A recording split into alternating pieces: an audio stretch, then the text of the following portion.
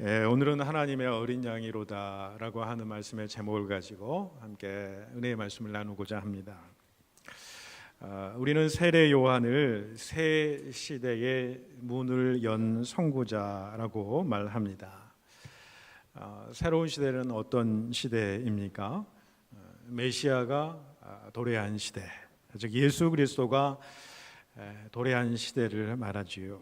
그 시대를 기점으로 해서 인류의 역사, 우주의 역사가 둘로 나누어지게 됩니다.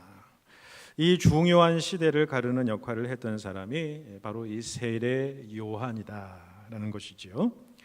정확히 이야기하자면 세례 요한은 구약 시대의 마지막 선지자다 이렇게 이야기를 합니다만은 이 구약의 시대, 그러니까 율법의 시대의 끝자락에서 새로운 시대, 그러니까 복음의 시대지요, 은혜의 시대를 예비했던 그런 사람입니다. 하나님께서 천지 만물을 창조하신 이후에 인류의 역사, 우주의 역사가 시작이 되었습니다. 그리고 하나님이 천지 만물을 창조하신 이후에 이 우주, 이 인류의 모든 역사 가운데 가장 중요한 사건이 여러분 무엇입니까? 말씀으로 천지 만물을 창조하셨던 그 하나님께서 이제 그 말씀으로 이 땅 가운데 육신을 입고 이 땅에 오신 사건, 이 사건이 천지 창조 후에 가장 중요한 큰 사건이다라고 보게 되는 것이지요. 하나님께서 이런 모든 역사는 하나님께서 주도적으로 역사를 운행하신다라는 것입니다.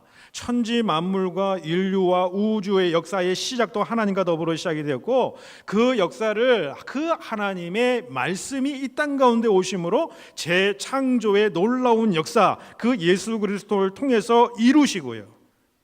그리고 또한 그 예수 그리스도가 다시 오심으로 말미암아 그 역사의 완성을 이루실 그 하나님.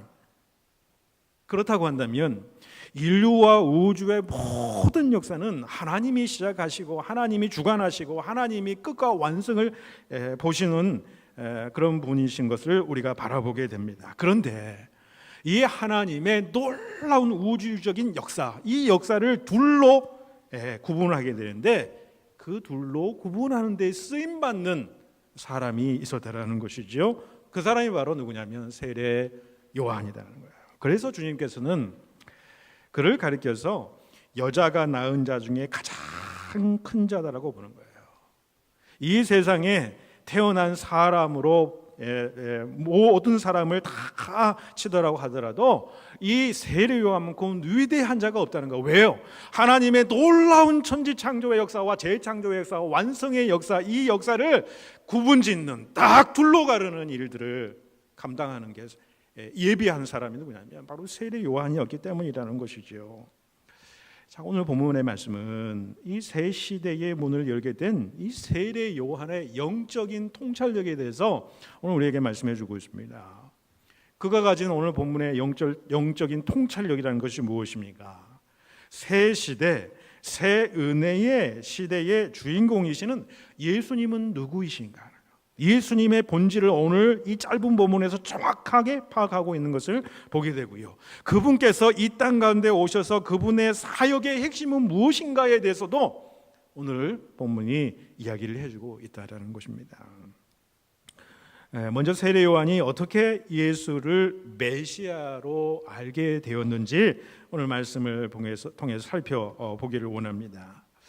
여러분, 본문 말씀을 자세히 오늘 보시게 되면은 지금 예수님께서 세례 요한에게 받으시고 있는 그런 장면이 아닙니다. 세례를 받으신 사건은 이미 어제 끝난 사건이에요. 그리고 오늘은 예수님이 세례를 받으시고 나서 그 다음 날 이루어진 일입니다. 그 다음 날, 그러니까 예수가 세례를 받으시고 이튿날 다시 세례 요한에게로 다가오시게 되죠. 그 모습을 세례 요한이 보게 되고, 그 예수를 바라보면서 자기 주변에 있던 제자들, 수많은 사람들을 향해서 그 예수에 관해서 이야기한 내용이 오늘 본문의 내용이다라는 것입니다. 여러분, 세례 요한은 언제부터 예수가 메시아라고 하는 사실을 알았을까요? 여러분, 31절, 오늘 본문 31절 시작 어떻게 시작합니까? 나도 그를 알지 못하였으나, 이렇게 이야기합니다. 그러니까 전에는 자신도 예수가 하나님의 아들이시오 메시아인 것을 알지 못했다고 하는 거예요. 그러면 여러분, 언제부터 알게 되었다고 오늘 본문의 말씀을 종합해 보면 알 수 있는 것입니까? 바로 어제예요. 어제의 사건이죠. 무슨 사건입니까? 예수가 세례받는 그 사건을 통해서 예수가 드디어 메시아이고 하나님의 아들이심을 그가 알게 되었다. 그 이전에는 알지 못했다라고 이야기를 하는 거예요. 여러분, 정말일까요? 세례 요한이 예수를 정말 몰랐을까요? 예수님의 어머니와 세례 요한의 어머니는 육신적으로는 사촌지간입니다. 모를 리가 없습니다. 세례 요한이 여러분 지금 거짓말하고 있는 것입니까? 33절에 또 보면은 나도 그를 알지 못하였다고 거듭해서 이야기하는 것을 보게 됩니다. 세례 요한이 예수님을 알지 못했다라고 하는 사실은 육신적인 예수, 자기의 사촌인 예수, 자기보다 6개월 뒤에 태어난 그 예수가 자라나면서 이야기를 들어보니까 보통 사람하고는 다르더라, 비범한 인물이더라 라고 하는 사실, 그 인간 예수에 대해서는 알았을 것이라고 저는 생각을 합니다. 그러나 오늘 본문에서 이야기하는 내가 그를 알지 못하였다라고 해서 이야기하는 그 알다라고 하는 단어는 무슨 단어입니까?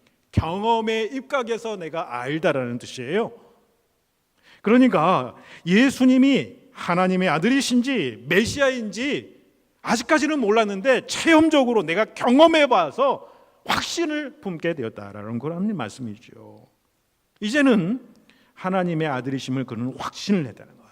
어떻게 그렇게 확신을 할 수 있었습니까?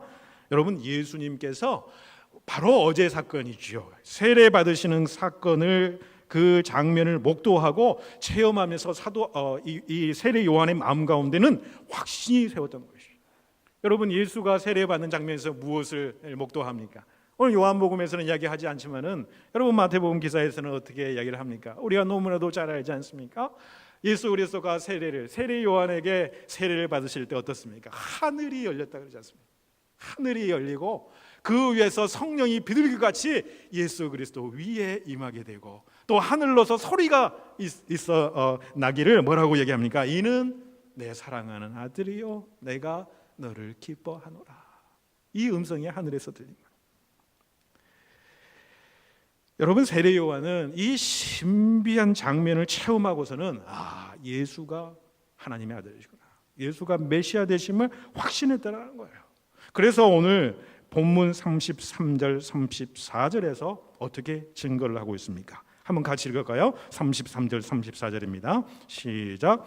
나도 그를 알지 못하였으나 나를 보내어 물로 세례를 베풀라 하신 그이가 나에게 말씀하시되 성령이 내려서 누구 위에든지 머무는 것을 보거든 그가 곧 성령으로 세례를 베푸는 이인 줄 알라 하셨기에 내가 보고 그가 하나님의 아들이심을 증언하였노라 하니라.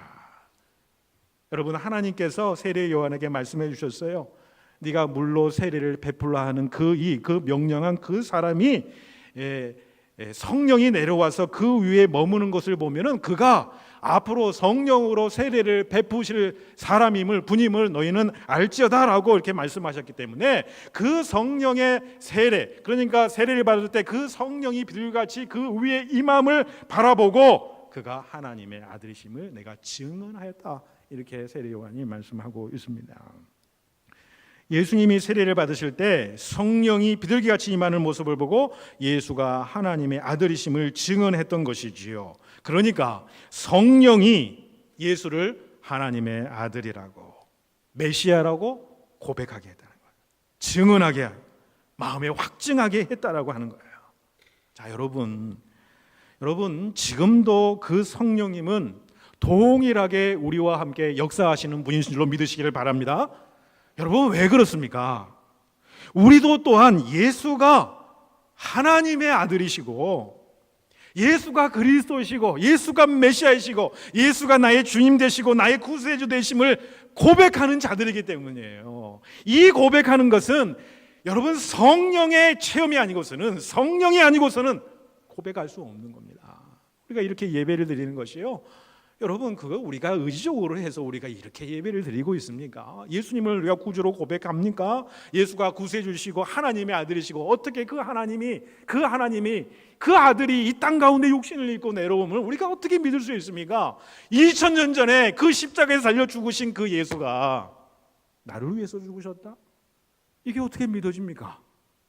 성령의 역사하심이라는 거예요. 성령이 우리 가운데 임재하시기 때문에 우리가 이 고백을 할 수 있고, 그 영광된 주님을 바라보면서 내 사랑하는 자요, 내 기뻐하는 자라고 말씀하시는 그 하나님의 음성을 우리가 듣고 영적으로 분별하고 믿음으로 확신할 수 있는 것은 바로 성령의 임재하심이에요. 성령이 우리와 함께 하시기 때문이에요. 예수님께서 승천하시기 전에 제자들에게 약속하시지 않습니까? 요한복음 14장 16절에 보시면은, 내가 아버지께, 하늘의 아버지께 구하겠으니 그가 또 다른 보혜사를 너희에게 주사 영원토록 너희와 함께 있으리라. 예수님이 보혜사시잖아요. 그런데 또 다른 보혜사를 너희에게 보내주시겠다. 그분이 바로 오순절 성령 강림 때 오신 보혜사 성령님이죠. 그 성령님이 오늘도 이 시간도 우리와 함께 계신 줄로 믿으시길 바랍니다. 그 성령님이 하시는 일이 무엇입니까? 요한복음 14장 26절 이거 하면은, 보혜사 곧 아버지께서 내 이름으로 보내실 성령, 그가 너희에게 모든 것을 가르치시고 내가 너희에게 말한 모든 것을 생각나게 하리라, 이렇게 말씀하십니다. 여러분, 예수 그리스도를 믿는 성도들의 심령에 내주하시는 성령님은 지금도 우리와 함께 하시는 분이십니다. 우리를 지키시는 분이시고요, 우리를 보호하시는 분이시고요, 또한 진리를 깨닫게 하세요. 하나님의 말씀이 살아 역사하시는 하나님의 말씀이 되도록 그 진리의 말씀을 깨닫게 하세요.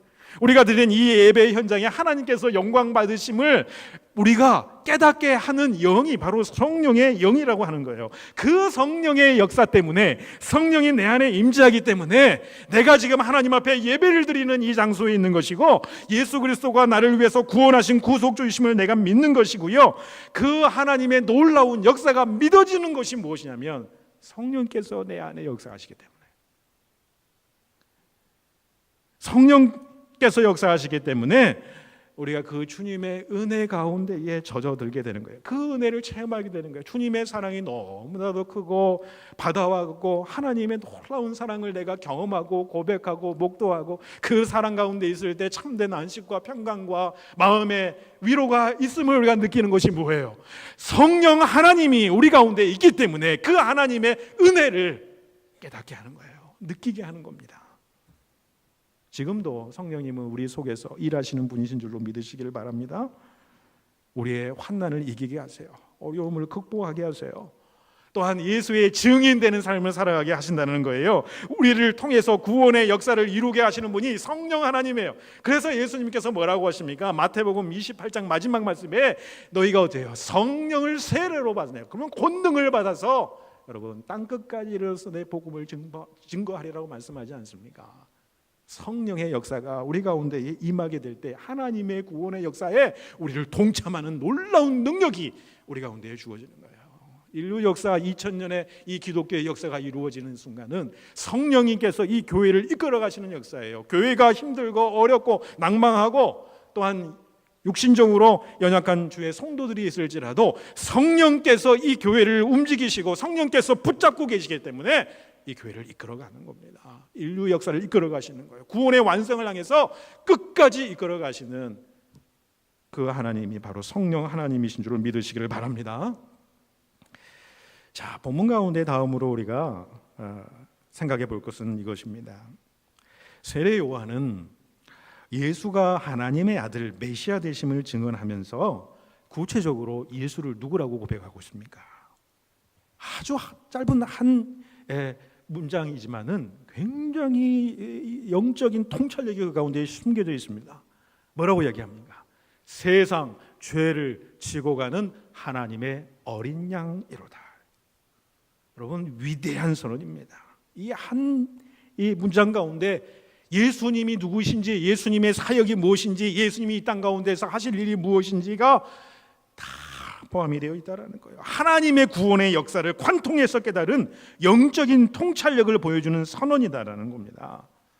그가 사용한 하나님의 어린 양이라는 것은 어떤 의미가 있습니까? 세례 요한은 예수님을 유월절 어린 양으로 오신 분으로 소개를 하고 있는 거죠. 이스라엘 백성들이 400년 동안 애굽에 종살이를 하지 않습니까? 그 400년 종살이에서 벗어나게 하신 것은 뭐냐면 유월절을 통해서요. 유월절 규례를 통해서요.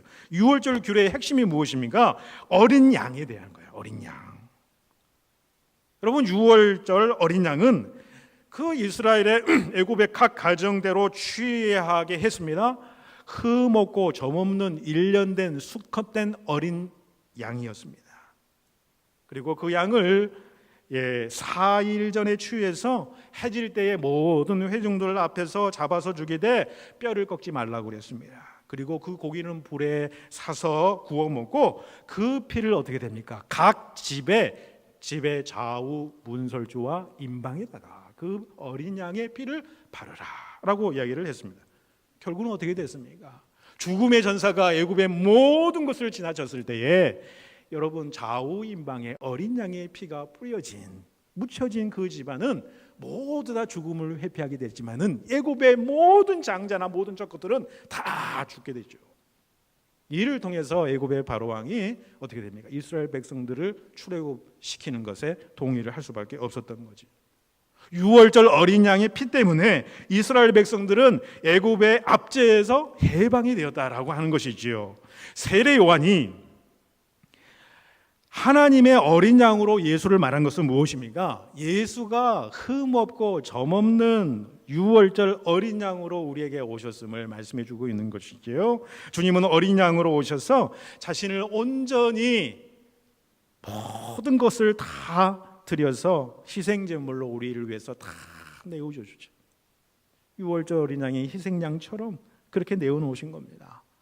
그래서 유월절 어린 양의 피로 이스라엘 백성이 애굽의 압제에서 해방되듯이 유월절 어린 양 대신 예수님의 보혈로 우리는 마귀 사탄의 압제에서 해방되었다는 거예요. 사단 마귀가 부리는 죄의 사슬로부터 해방되어서 참된 자유함을 누리게 되었고요. 죄의 자녀에서 이제는 하나님의 자녀로 바뀌게 되었다라는 사실을 이야기를 해주고 있는 겁니다. 그런데 29절에 보시면 그 어린 양을 무엇이라고 수식하고 있습니까? 세상 죄를 지고 가는 것으로 묘사를 하고 있습니다. 여기서 헬라어 원어의 지고 가는이라고 하는 단어는 아이로의 현재 분사형이 있었는데 원래의 뜻은 무엇이냐면 없이 하거나 제거한다는 거예요. 세상 죄를 지고 가는, 이고 가는 그런 의미가 아니에요. 사실은 뭐냐면 세상 죄를 없이 하시는, 제거하시는 분이시다. 이것이 원래 원어의 의미라는 것입니다. 그러니까 그리스도는 자기 몸을 단번에 희생제물로 십자가에 들이심으로 말미암아 우리의 죄를 없애버렸다, 제거하셨다는 그런 말씀인 거죠. 그래서 베드로 사도는 베드로전서 1장 19절에서 뭐라고 말씀합니까? 우리가 구원받은 것은 은이나 금이나 없어질 것으로 된 것이 아니요 오직 흠 없고 점 없는 어린 양 같은 그리스도의 보배로운 피로 한 것이니라, 이렇게 말씀합니다. 여러분, 인간의 가장 근원적인 문제는 여러분 무엇이라고 생각하십니까? 인간의 모든 문제의 뿌리가 무엇이라고 여러분 생각하십니까? 여러분, 그것은 죄입니다. 그런데 우리 죄는요, 하나님과의 관계성 속에서 우리가 이해를 해야 됩니다. 죄는 하나님과의 단절로부터 나온 것이 죄입니다. 그래서 죄의 본질은 무엇이냐면 하나님을 거부하고 거역하고 부정하는 것을 이야기하는 것이지요. 여러분, 이 죄가 이 땅 가운데 들어오게 되는 그 근원, 이 누구에게 있습니까? 바로 사탄에게 있는 겁니다. 이 사탄 마귀는 여러분, 성경에서는 타락한 천사라고 이야기를 하지 않습니까? 성경에서 공통적으로 말하는 그들의 범죄함이 무엇입니까? 한결같이 이야기하는 것은 뭐냐면 그들이 원래의 천사의 자신의 위치를 떠나서 스스로 교만해져서 하나님의 자리에까지 자신을 높이는 하나님께 대한 반역, 이것이 여러분 죄의 근본이었습니다. 죄의 뿌리였습니다. 결국 그들은 어떻게 됩니까? 하늘로부터 쫓겨나지 않습니까? 그래서 여러분 어떻게 됩니까? 이 세상의 임금이 된 거예요. 공중 권세에 잡은 세력이 되어버린 것입니다. 그런데 이 세상으로 쫓겨난 사탄은 인간으로 하여금 자신이 지은 죄와 동일한 죄를 짓도록 계속해서 우리를 유혹한다는 거예요. 그게 뭡니까? 선악과와 유혹이죠. 선악과 유혹에서 무엇을 어떻게 유혹합니까? 너희가 그것을 먹는다는 정녕 너희 눈이 밝아지리라는 거예요. 그래서 어떻게 됩니까? 하나님과 같이 되어서 선악을 너희들이 알게 될 것이다. 여러분 죄의 근원이라는 게 여러분 무엇입니까? 하나님과 같아지려고 하는 욕망입니다.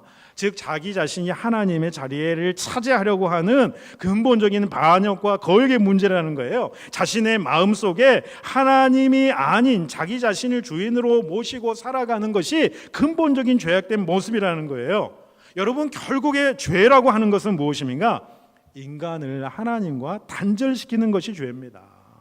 왜냐하면 인간의 죄를 하나님께서 심각하게 생각하시기 때문에 인간이 죄를 지으면 하나님의 영광이 가리워지게 되는 거, 그 죄 가운데는 하나님이 들어설 공간이 전혀 없는 거예요. 그러니까 인간의 죄는 무엇이냐면 하나님과의 관계가 단절되어 버릴 수밖에 없다라는 거예요. 그런데 우리가 죄를 지게 되면 하나님과의 관계가 단절되는데 여기에서 모든 것이 잘못된 왜곡들이 그 가운데 일어난다라는 거예요. 하나님과의 관계가 잘못되어 버리잖아요. 그러면 사람들과의 관계에서 왜곡이 일어납니다. 사람들과 관계에서 단절을 경험합니다. 우리가 사회에서도 죄를 지면 그 죄의 대가가 뭡니까? 심판을 받고 감옥에 들어가요. 그것은 격리가, 사회로부터 격리가 되는 거예요. 마찬가지입니다. 죄의 근본은 바로 똑같은 것이어서 이 관계를 깨트리고 관계를 왜곡하고 단절시키는 거예요. 공동체의 평화를 깨트리는 것입니다. 인류 사회의 평강을 깨트려 버리는 거죠. 하나님이 만드신 우주적인 질서와 무질서를 우주적인 질병을 낳게 하고 무질서를 낳게 하는 거죠. 그 죄는요 너무나도 끈질기고요 악랄해서요.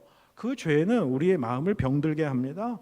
또 죄는 혈기를 부리게 만들고요, 우리 정서를 통제 불능 상태로 만들어 버리고요, 의지를 나약하게 만드는 것이 이 죄악의 세력이다. 그런데 이 모든 죄들의 해결책은 오직 예수 그리스도의 보혈의 능력에 있음을 이야기를 해주고 있는 것이죠. 그리스도의 보혈의 능력이 우리 가운데 임하게 되면 우리 자신의 본질이 죄인임을 그제서야 깨닫게 되더라.